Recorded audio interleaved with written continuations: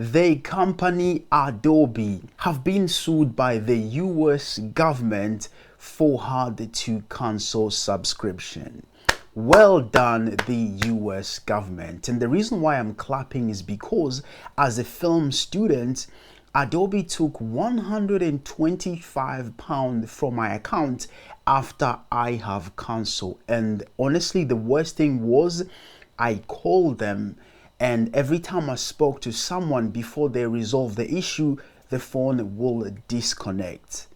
And I try my best, and the best thing that I had to do, I called my bank and I cancelled my credit card or my debit card, and then that's how basically everything happened. And even now affected all my other direct debits just because of Adobe. So let me give you a story.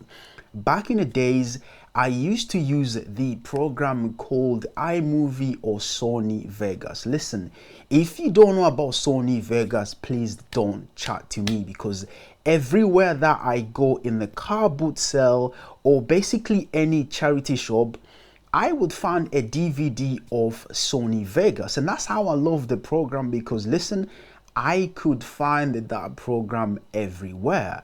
And every time I started talking to people, they will speak about Premiere Pro, and I'm like, dang, I need to learn about this app. So me being a student with little money, I went to Adobe's website, and the best thing about Adobe back then, they'll actually show you this is what you are getting. Because I wanted to learn the multiple app, I say, listen, let me get myself one of this bundle. It would be very helpful. So I paid, and I remember clearly they don't show you much hidden fee for cancellation. They just said, if you want to learn more about our cancellation policy, you need to go to this page, then you can read more. And somewhere there in like small print, they would have that. Obviously, I was very excited. I just said, listen, yes, get me out of here. I use Premiere Pro, and I remember me not getting enough clients back then because we was on holiday, and I said, hey, I'm just gonna cancel.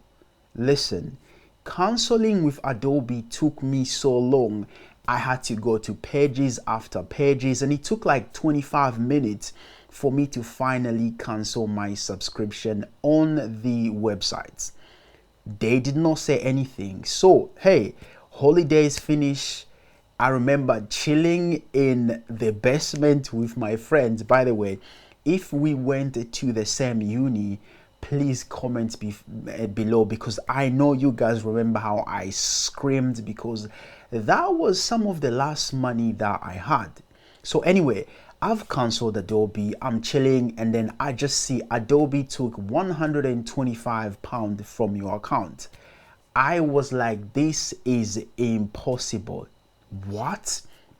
So obviously I called Adobe, spoke to someone, or give me your account, and as we're about to resolve the issue, the phone hangs up. And that happened so many times, and honestly I go frustrated. And I remember going on YouTube and I researched how to cancel my Adobe subscription, and then I watch videos after videos after videos. Can you imagine you sign up for a program that's supposed to be, this is how much you pay, this is the subscription. If you don't want to pay anymore, there's no hard feeling. But for Adobe, it was not like that. I had to go and type, and obviously I also start researching and other people facing the same problem, and I'm like, dang. But since then, that's when I did join Blackmagic DaVinci Resolve. I start learning Resolve back then, because I learned more about Resolve and free program. Obviously, you know, when you're a student, free seems like the best thing.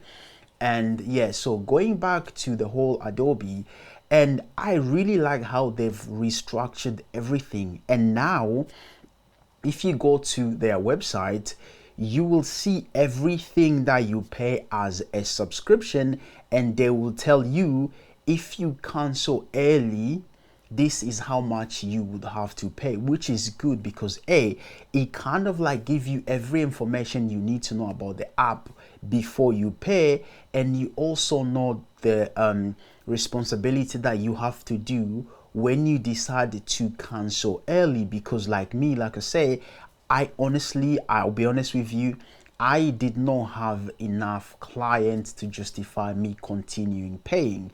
And I know for you it might be some other reasons, but it's good for you to know that hey, if you don't pay, this is how much you are going to be charged. And obviously Adobe, big up for you guys. I commend you guys for making things clear for people, because I feel like it's very, very annoying. Also, this is something that I'm talking from experience. I know, I honestly, I can bet my money on this. I can assure you that Adobe made the call disconnect. It is something that they did, because I remember thinking, because I was in the base room, my phone had a problem or something like that. I used my friend Joe's phone. I call Adobe again. The same thing happened. Then I'm like, wait, it's only now that I'm thinking like, whoa, maybe those people had some sort of interference that they maybe put on. I'm just saying, allegedly they put on when you're talking about the cancellation. And the funniest thing is that, do you know how long you have to be doing something wrong for the government to catch up? Remember, the government, they are the people that delays everything. They are always behind. But for them to catch up, honestly, it's very, very good, because it does help so many people that have been going through the same thing, or the people that might face the same thing. And it just helps Adobe to just come clean and say, hey, this is how much you're paying, this is how much we will charge you. Also, governments, I know, UK, what's up? You need to wake up and say, Adobe, my people as well, because it's not only the US government that should put this matter to or to resolve it. And another thing I'm always curious, by the way, please let me know in the description. Do you know when a company is sued by the government and then they end up paying the government a lot of money? Where does that money go? Like, can I get my £125 back, or what happened, Adobe? Anyway, I just wanted to make this video because when I saw that news, I was very happy. Mind you, I love Adobe. I just want companies that focus more on people than profits, because if they focus more on people, they can actually make the whole cancellation easy like they have done. Otherwise, Kashilembo would not have lost his £125 when he was a broke student. So guys, that is all for today.